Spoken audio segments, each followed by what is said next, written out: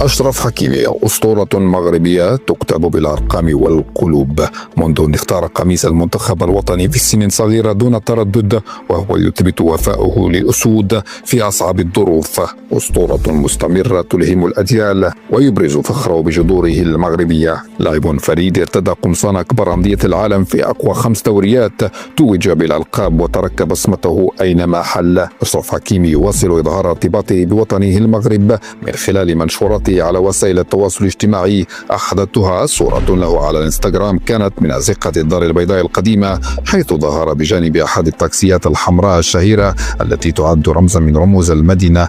المشهد يعكس جمال وتاريخ العاصمة الاقتصادية للمغرب. قائد الأسود متوج في الأولمبياد، شارك في المونديال مرتين، صنع التاريخ بالوصول إلى المركز الرابع عالميا. حكيمي ليس مجرد لاعب بل أسطورة مستمرة تلهم الأجيال.